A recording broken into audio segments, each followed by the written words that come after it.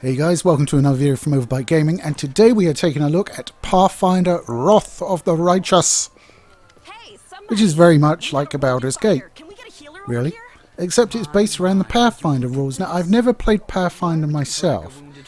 It does look to have several things in common with standard D&D, which I have played because I'm a giant geek.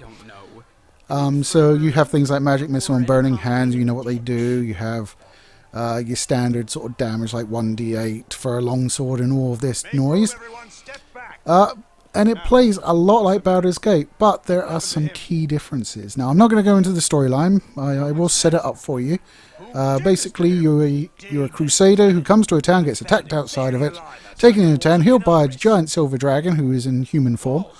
And then the town is attacked by demons. The giant silver dragon grows to monstrous size as a giant silver dragon and gets its head chopped off, and you fall down a chasm, and then your adventure starts. It's all go from the off, I'll tell you.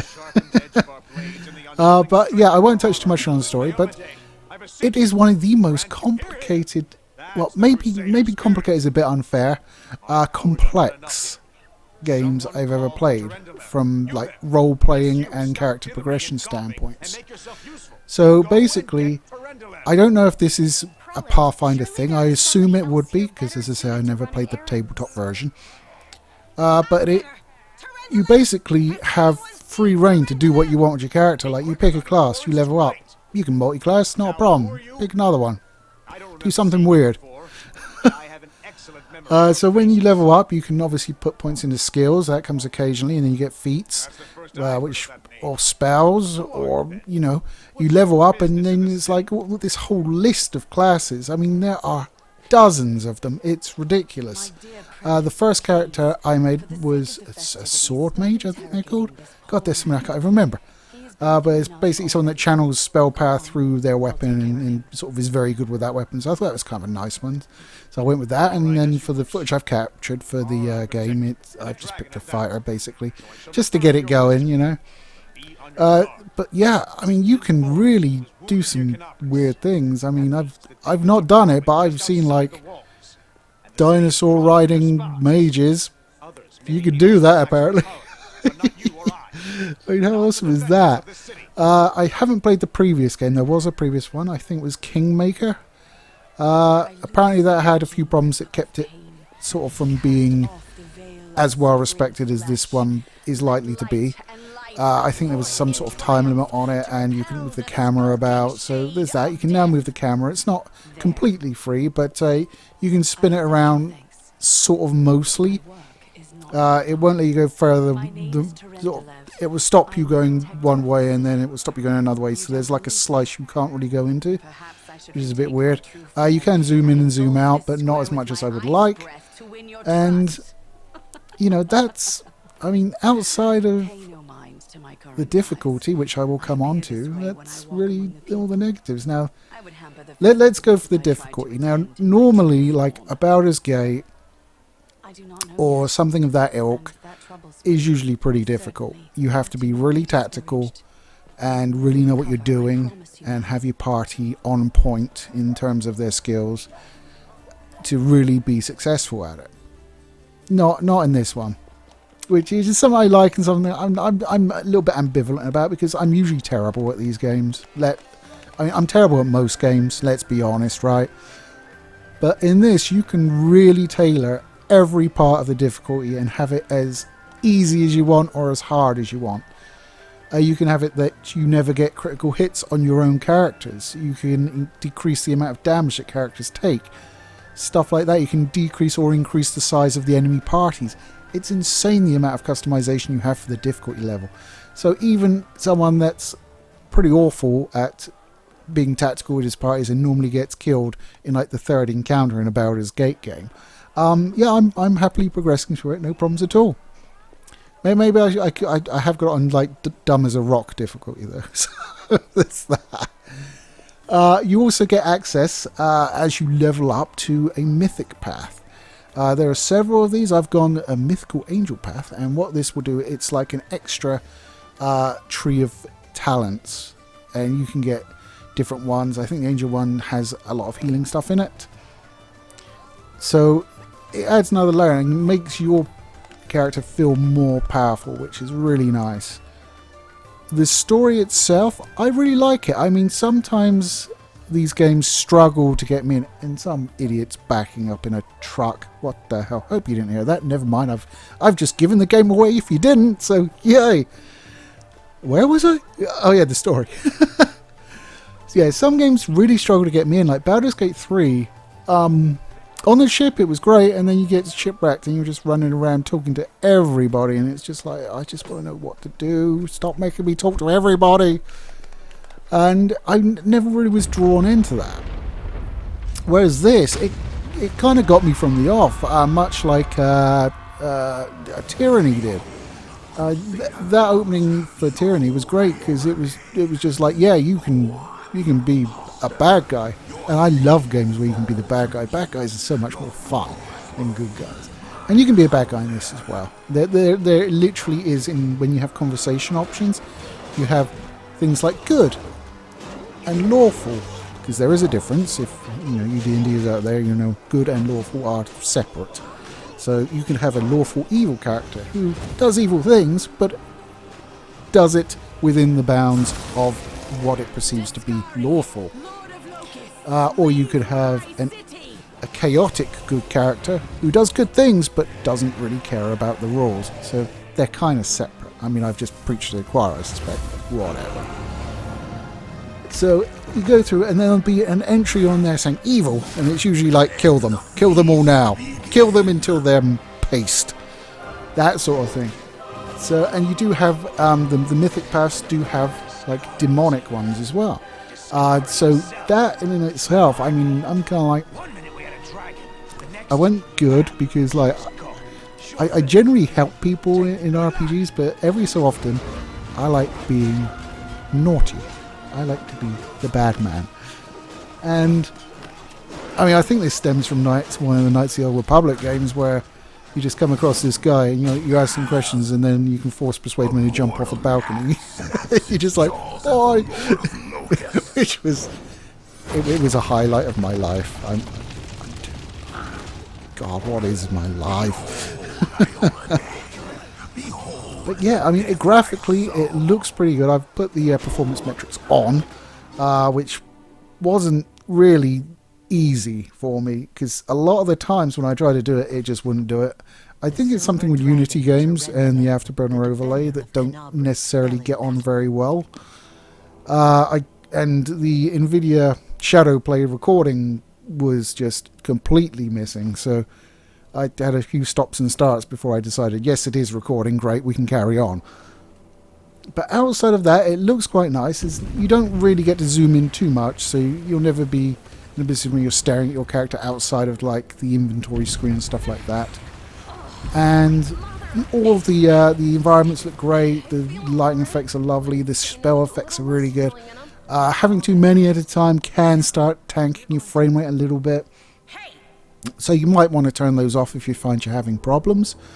But it ran pretty well. I mean, there were dips, but it depends on how you want to play, because you don't have to play turn-based. In fact, I think that the default mode, is it turn-based? I can't remember, actually, from when I started. But yeah, you can play it turn-based, or you can play it basically as an action RPG. Now, an action RPG means you get through the encounters a lot quicker, and that's okay when you're playing on a lower difficulty.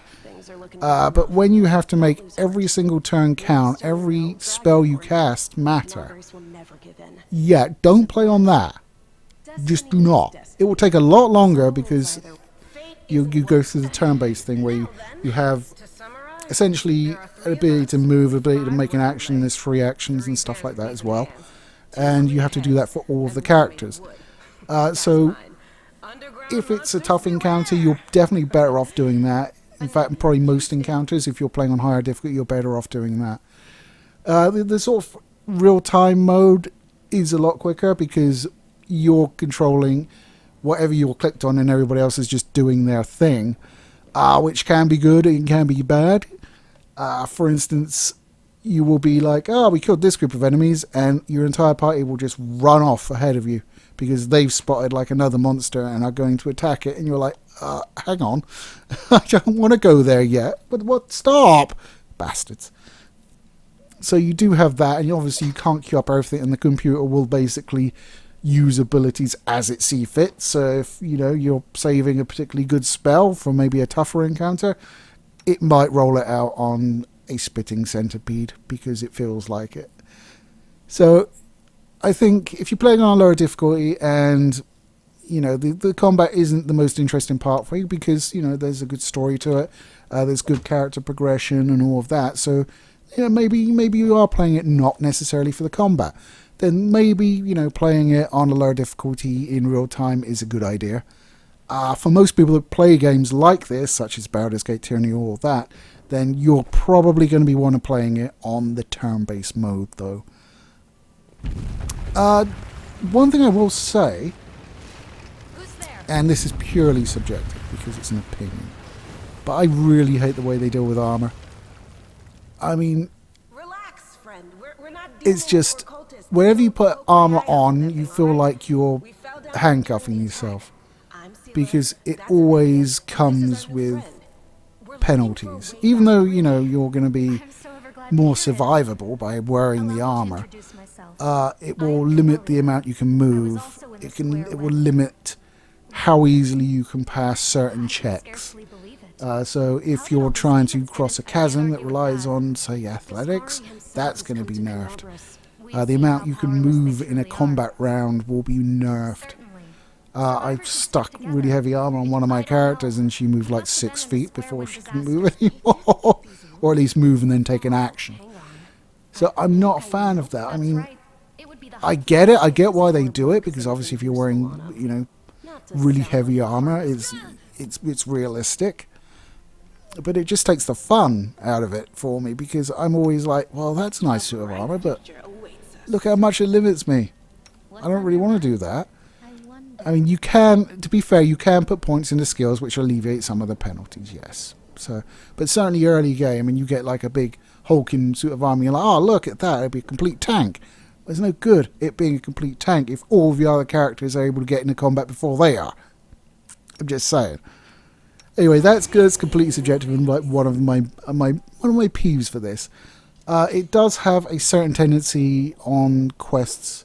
It's like, go here to find something, and you go there. And there's no real way of finding something unless you happen to mouse over it or get close enough for it to highlight.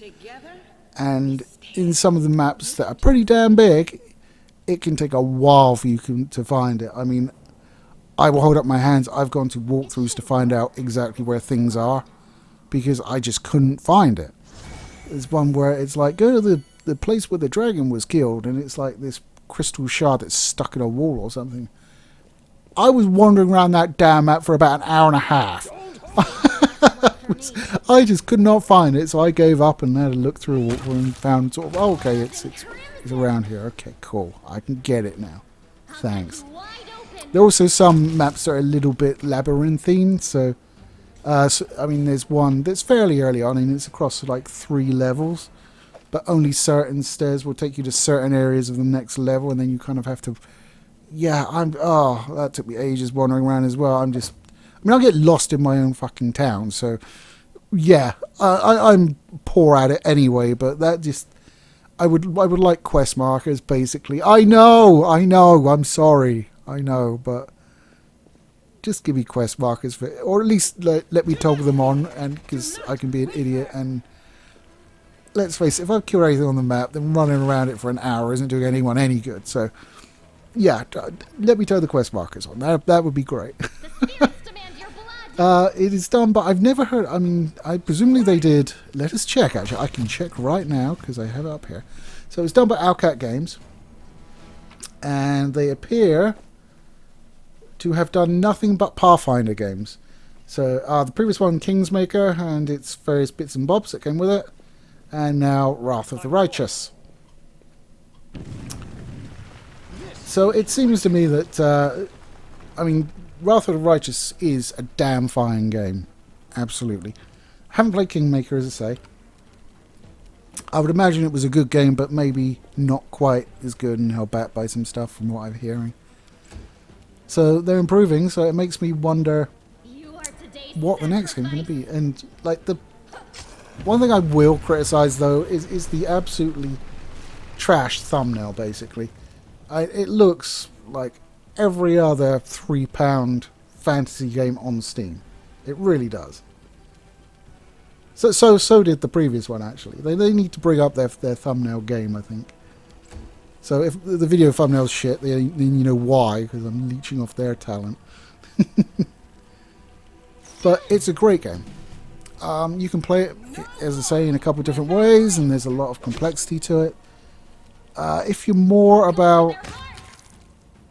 I don't know, if you played like Baldur's Gate and Tyranny and Divine Divinity and, you know, stuff like that, then, and you didn't like them, this isn't going to change your mind.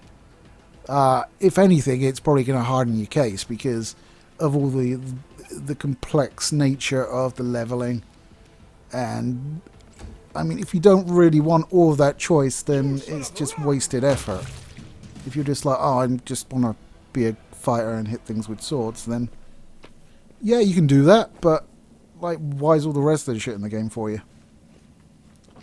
If you're like one of those guys that really likes to delve in and create a unique character, well, character build, I should say, because the options for character creation are quite limited. There's not a whole bunch to them, and there's not a whole bunch of portraits as well, but I mean, that's something that they could easily sort of add in as it goes with patches.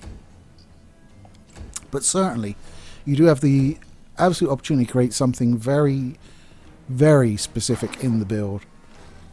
And that's great.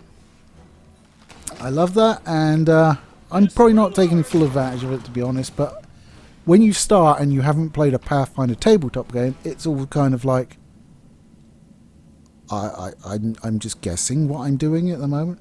I mean, you get a little grid come up with a number over the top, and you're like, do I click on that, or does that just show me the progression? It just shows you progression. And then you're sort of like, oh, I just next through, and it picks what I get. It's just to sort of graphically represent the progression of the class. Okay, I gotcha.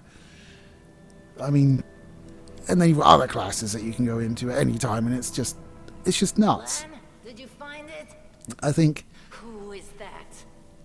if you're a hardcore RPG fan that loves character progression and building out your skill set and doing it really specifically, I think this is a great game for you. And the best news is, if you're not that, you don't even need to do it if you don't want. You're just going to be confronted with a load of extra options, and you're just going to have to ball through it, basically. It's like, look at these options, next. That's basically what you're going to end up doing. The game does help in that when it comes to like feats and skills and stuff like that, it will give you thumbs up on stuff that leans into the way you're building your character. It's not foolproof, but it does give you a good idea of what skills it would be good to take. Some skills actually benefit from you and an ally having it, and you sort of double team, which is cool.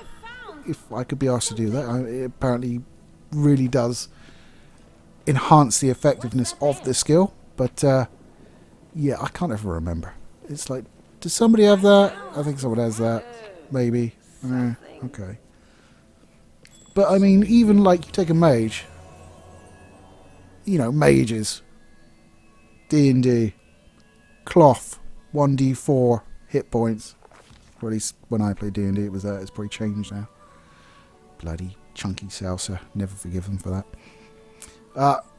In this, you're like, okay, mage. Cloth. 1d4. Oh, look, I can take armor specialization. And if I take it again and again... Oh, look, I can wear heavy armor now.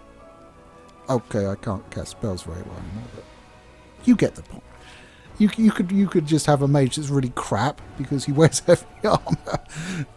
You could have it in your headcanon that he's this really cowardly mage that wears heavy armor all the time because he's so scared. Something like that. You have the option to do weird shit in this game, is basically what I'm saying.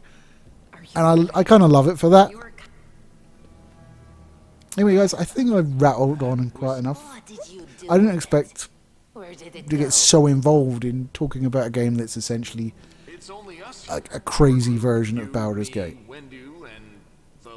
But it is, and yeah, I kind of love it. to be honest. I think it's doing pretty well. If he can't Shall we see what it goes for on the Steam? what then? I would love to. If there we go. So it's currently going for $42.99. That is not too shabby. Heaven has truly blessed you. Yeah, I mean mostly PC games are like 50, Yes, it's similar. which, This light is well, unless you for play Call of let's Duty, go. then they're more, or something like that from one of the big companies like EA. Yeah, that's usually What do we have probably here? 60, like $59.99, because that 1 penny tricks you because it's not 60. Yes, and of course on the consoles it will be like 70. But come on, boys, Baldur's Gate type. I mean, I'm assuming it's on the consoles. I haven't actually looked at it. But come on, it's mouse and keyboard. Surely, come on. You want to play on a mouse and keyboard. You don't want to play on a fucking joypad. Joypad sucks. You know, I will delve my toe into the joypad argument and like say there are some things on PC where I play using a joypad because it's better. This ain't one of them, no. I mean, I remember getting like Command and Conquer on the PlayStation and being like, yeah, this is just bad. I'm lucky I have it on PC as well. Yeah, I tend to buy things on multiple formats. I don't know why. I'm stupid. There you go. Mystery solved. Anyway, guys, let me know down below what you think of Pathfinder Wrath of the Righteous. And I'll catch you next week. Take it easy, guys.